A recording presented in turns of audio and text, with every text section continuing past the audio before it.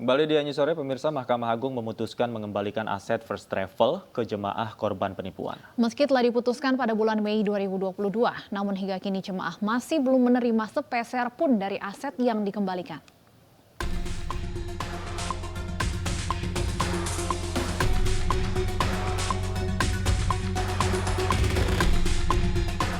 Kabar yang dinanti ratusan ribu jemaah korban First Travel akhirnya terwujud.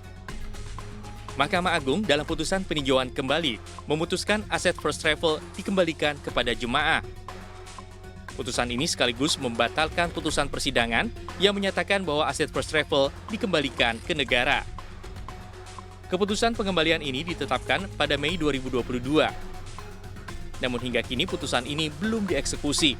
Jemaah pun masih belum menerima ganti rugi atas kasus penipuan First Travel. Padahal tercatat total barang sitaan pada kasus ini sebanyak 820, sementara 529 diantaranya merupakan aset bernilai ekonomis termasuk uang 1,5 miliar rupiah. Penipuan travel perjalanan haji dan umroh PT First Travel merugikan puluhan ribu warga. Andika Surahman dan Anissa Devitasari Hasibuan, pemilik PT First Travel, ditetapkan menjadi tersangka dan divonis 20 tahun dan 18 tahun penjara dan denda 10 miliar rupiah. Tersangka lain, Anissa Hasibuan, Siti Nuraida Hasibuan, divonis 15 tahun penjara dan denda 5 miliar rupiah. Ketiganya didakwa atas tindak pidana pencucian uang. Sempat mengajukan kasasi pada Februari 2019 lalu, namun ditolak oleh Mahkamah Agung. Aset terdakwa pun disita. Pada 2017, PT First Travel membandrol biaya perjalanan umroh seharga 14,3 juta rupiah. Padahal, Kementerian Agama menetapkan standar yaitu 21 juta rupiah. Bukannya digunakan untuk umroh, dana setoran calon jemaah umroh digunakan untuk kebutuhan pribadi seperti membeli properti, perhiasan, perjalanan ke luar negeri, dan berpartisipasi dalam fashion show tersohor di dunia. Tim Liputan iNews melaporkan. Bagaimana kelanjutan dari putusan atas pengembalian aset First Travel untuk mengganti kerugian jemaah? Untuk membahasnya telah bergabung bersama kami kuasa hukum korban First Travel Lutfi Yazid dan salah satu korban First Travel Setianingsih Handayani. Selamat sore Pak Lutfi dan Bu Aning. Sore. Baik, saya Mbak pertama Stephanie, ingin sore. ke Pak Lutfi terlebih dahulu. Pak Lutfi, Mahkamah Agung telah memutuskan bahwa aset dikembalikan pada jamaah. Nah, tanggapan Anda pertama kali sebagai orang yang mendampingi korban ini sejak lama seperti apa? Itu kan putusannya itu tanggal 25 Mei ya tahun lalu. Artinya sudah 9 bulan ya. Tetapi kan tidak ada itu seperti apa bunyi putusannya, amar putusannya. Kita cari di websitenya Mahkamah Agung sampai hari ini sudah 9 bulan juga tidak ada ya. Ini kan ada apa kan begitu. Nah, yang kita baca di media hanya penjelasannya apa dari juru bicara Mahkamah Agung, Andi Samsan Nganru ya. Andi Samsan Nganru menyampaikan begini kepada media. Saya baca lengkapnya ya. Pertimbangan pada pokoknya mengenai status barang bukti, Majelis PK tidak sependapat dengan putusan juris faksi tentang sebagian dan barang bukti berupa uang maupun aset-aset. Karena dalam perkara inkasu tidak ada hal-hal negara yang dirugikan. Ya, itu. Jadi ini juru bicara yang namanya Dr. Andi Samsan Nganru. Ya, padahal di dalam putusan kasasi beliau adalah ketuanya. Dan di dalam putusan PK beliau membuat statement semacam ini. Padahal kan seorang hakim agung itu kan sebetulnya tidak boleh mengomentari putusannya hakim yang lain. Ya. Nah, jadi sekarang di dalam putusan kasasi yang lalu dikatakan bahwasanya ini dirampas oleh negara. Artinya ada hak-hak negara yang dirugikan. Nah, sekarang mengatakan bahwa tidak ada hak-hak negara yang dirugikan. Jadi di Mahkamah Agung sendiri terjadi perbedaan-perbedaan semacam ini. Oke, Jadi Pak kan Lutfi, artinya tindak lanjut dari korban ini selanjutnya apa rencananya? Mengingat bagaimana kemudian untuk memperjuangkan pengembalian uang mereka yang dirugikan artinya?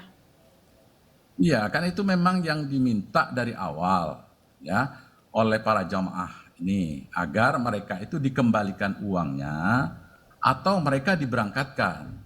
Dan ini juga sesuai dengan keputusan Menteri Agama 589 tahun 2017. Yang bunyinya adalah bahwa uang jamaah ini semuanya harus dikembalikan atau mereka diberangkatkan. Nah, juga Menteri Agama waktu itu Lukman Hakim Saifuddin.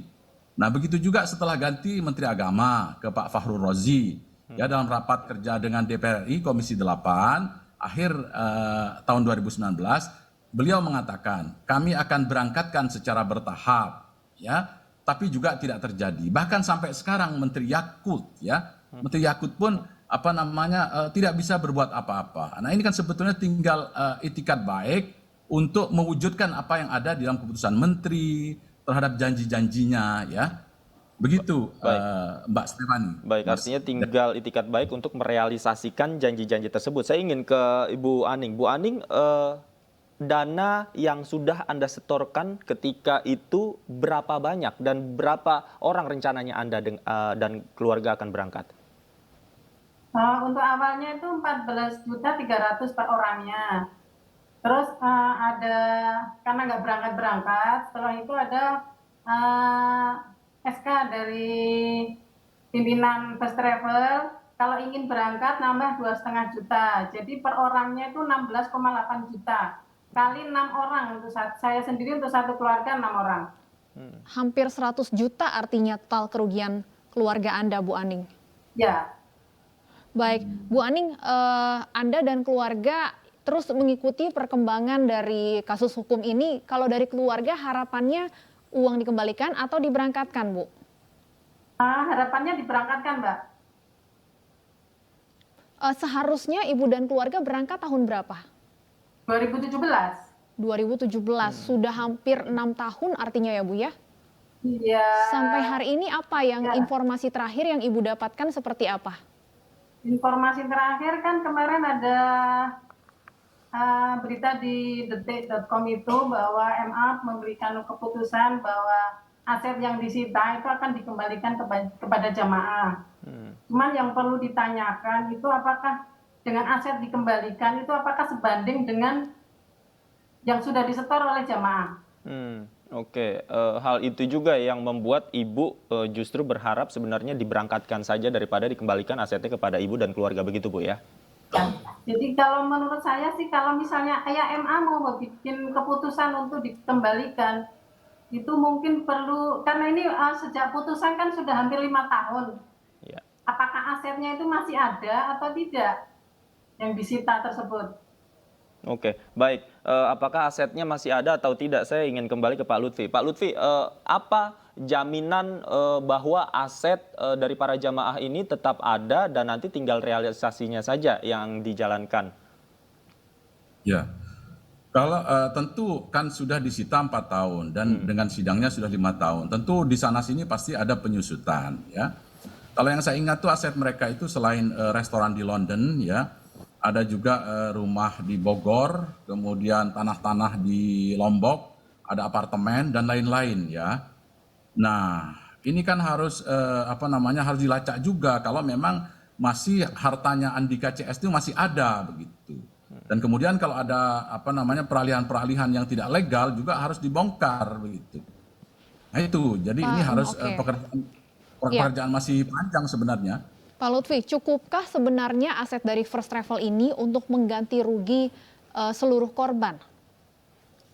Ya itu kan 63.310 ya. Kalau klien saya sendiri yang 13 agen ini yang dengan Bu Aning ini kan klien saya. Saya bekerja secara pro bono ya, secara cuma-cuma, itu jumlahnya saja sudah 25 miliar ya. Nah, sekarang saya nggak tahu berapa ininya total aset mereka begitu. Kan dari awal kan tidak transparan ini. Ya, jadi ada peralihan-peralihan yang kita nggak tahu, kan harusnya dijelaskan semua dalam persidangan itu. Tapi kan nyatanya juga tidak. Dan kita sempat protes waktu itu. Oke. Artinya yang menjadi pertanyaan mungkin Bu Aning dan kawan-kawan ini memang betul. Apakah asetnya masih ada, kemudian cukupkah asetnya untuk mengganti dana-dana yang sudah disetorkan oleh para jamaah kepada First Travel. Nah, kemudian dari kacamata Anda untuk merealisasikan hal ini, kendalanya ada di mana sih, Pak Lutfi? Ada di asetnya itu. Tentu asetnya menurut kami itu tidak akan cukup untuk mengcover 63.000 itu. untuk mengcover 63.000 itu pasti tidak akan cukup mereka ya. Baik. Jadi Oke. Artinya dan kalau juga dari kuasa hukum dan korban sendiri melihat sebenarnya solusinya seharusnya seperti apa, Pak? Mekanisme penggantian rugi kepada jamaah. oh itu kan eksekutornya kan jaksa penuntut umum ya. Dialah eksekutornya. Tetapi kan dia juga nggak tahu sampai sekarang kan bunyi amarnya bagaimana ya. Asetnya itu harus diserahkan kemana. Kan harus diajukan permohonan kepada Kajari ya di Depok tentu saja. Dan itu berjenjang kan. Ada Kajati Jawa Barat, dan kemudian ada Kejaksaan Agung. Kalau memang yang sebelumnya dirampas oleh negara karena PK itu tidak menghalangi eksekusi, maka harus berkoordinasi dengan Kementerian Keuangan. Ya, dan itu kalau sudah di level Kementerian Keuangan, maka itu adalah kewenangan Jaksa Agung. Baik, Jadi kalau kita tadi berharap kita berharap negara itu terlibatlah, hadir dalam persoalan ini ya. Sebagaimana mereka hadir dalam beberapa kasus yang lainnya, negara juga mengganti rugi, membailout beberapa yang lainnya dalam kasus PT Lapindo Brantas, kasus Senturi, kasus apalagi Jiwasraya dan lain-lain. Oke, Gitu Mas, Mbak. baik, artinya kalau tadi diduga sebenarnya asetnya tidak mencukupi untuk mengcover seluruh kerugian jamaah, apakah ada cara lain, Pak Lutfi, yang bisa dilakukan barangkali oleh negara seperti tadi Anda katakan untuk campur tangan untuk membantu pengembalian aset ini kepada jamaah agar tercukupi? Ya pasti dong, itu kan tergantung negaranya mau nggak, pemerintahan mau nggak melakukan hal yang sama, yang serupa. Seperti dilakukan dalam kasus Brantas itu kan hampir 1 triliun juga. Ditalangi juga berdasarkan keputusan Presiden nomor 13 tahun 2006 ya. Kemudian juga dalam kasus Bank Senturi 6, sekian triliun itu juga ditalangi. Kemudian Jiwasraya ada 22 triliun itu juga ditalangi ya. Nah, kenapa dalam kasus ini kok tidak? Padahal ini adalah hak-hak fundamental dari warga negara yang dilindungi oleh konstitusi, oleh Undang-Undang Dasar. Baik, Bu Aning, 6 tahun bukan waktu yang sebentar ya. Bagaimana Anda dan keluarga tanggapan selama ini saat mengikuti proses hukum dari kasus First Travel ini? Nah, saya sendiri sebenarnya menunggu itikat baik dari pemerintah. Karena kalau melihat aset sendiri kan kayaknya kalau dibagi ke jamaah pasti dapatnya kecil sekali.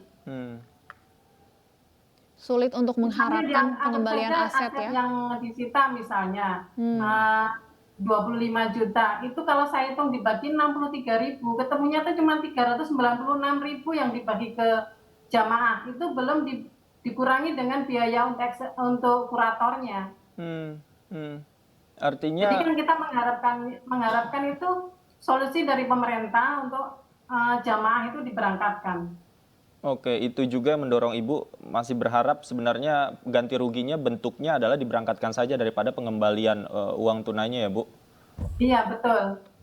Dari korban yang lain, Bu, mungkin Bu Aning juga tahu dan kenal selain keluarga Bu Aning yang 5 orang lainnya, korban-korban lainnya punya keinginan yang sama, Bu, agar ganti ruginya diberangkatkan saja yang penting. Rata-rata semua pengennya diberangkatkan, Mbak. Meskipun kayak kemarin berita tentang putusan MA itu mau dikembalikan, mereka mungkin merasa senang, cuman kan mereka tidak tahu sebenarnya berapa nominal yang akan diterima. Oke, baik. Saya Kalau ingin cuma 300-400 ribu sebenarnya kan kayak gimana ya, nunggu 6 Betul. tahun. Iya, dan tidak sebanding dengan nilai yang disetorkan, Bu ya. Baik, saya ingin Iya. ke Pak Lutfi. Pak Lutfi, artinya proses ini sampai nantinya terrealisasi kan masih panjang. Kemudian tadi juga Anda sebutkan ada tantangan-tantangan sendiri dari nilai asetnya, kemudian dari peran negara yang harus hadir. Apa ada upaya yang nantinya akan ditempuh oleh tim kuasa hukum dan juga para jamaah korban penipuan First Travel ini? Selanjutnya seperti apa? Ya, tentu kita akan minta ke Mahkamah Agung untuk segera kita dapat ya informasi tentang bunyi atau amar putusan itu ya, karena itu kan untuk publik kan. Itu satu. Yang kedua tentu kita akan berbicara ya kita dengan pemerintah, dengan Kementerian Agama ya, bagaimana solusinya ini. Karena bagaimanapun mereka adalah Kementerian Agama yang memberikan persetujuan kepada PPIU ini dan juga punya kewajiban berdasarkan Undang-Undang Nomor 8 tahun 2019 untuk melakukan audit apakah perusahaan ini sehat atau tidak. Ya, jadi itu adalah kewajiban dari Kementerian Agama ya untuk memastikan. Kapan terakhir korban atau melalui kuasa hukumnya diajak untuk bertemu dengan pihak Kementerian Agama, Pak Lutfi? Oh, kita ketemu ya, kita pernah ketemu dengan Pak Fahru Rozi ya ketika rapat kerja dengan DPR RI Komisi 8 ya.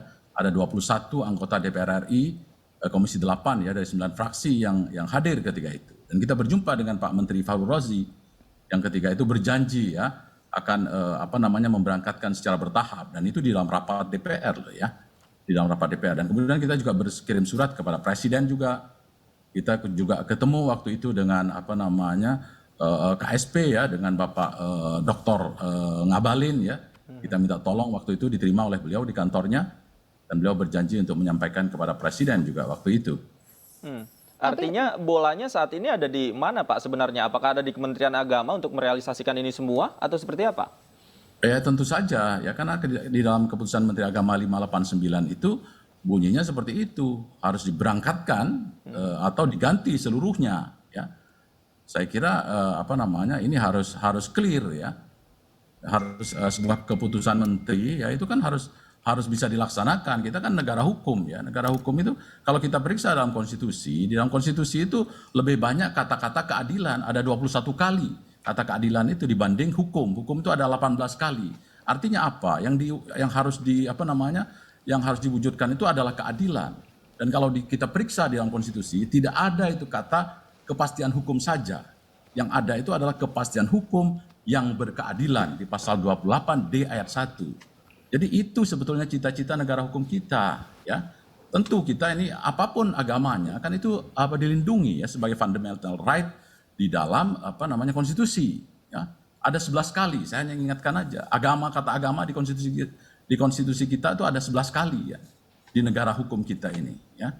Jadi kita harus ke sana. Jadi jangan sampai ini menjadi presiden yang jelek ya di masa yang akan datang ya. Jadi ini baru satu PT ini. Baik. Ya. Bu Aning, akibat tindakan dari oknum bisa kita katakan demikian, ibadah Anda dan keluarga tertunda sekian lama. Apa yang ingin Anda sampaikan, Bu Aning? Yang jelas saya tetap mengharapkan pemerintah itu memberikan solusi untuk kasus first travel ini, karena sudah hampir 6 tahun berjalan dan istilahnya nasib jamaah itu nggak jelas. Jadi saya tetap mengharapkan itu solusi dan campur tangan pemerintah. Baik. Baik, semoga harapan ini didengar, Bu Aning. Ya. Pak Lutfi, kami akan terus kawal. Semoga para korban bisa segera mendapatkan ganti rugi atau sesuai dengan harapan ya, bisa segera diberangkatkan untuk beribadah yang sudah tertunda sekian lama. Terima kasih Bu Aning dan Pak Lutfi sudah bergabung bersama kami di AI News Sore.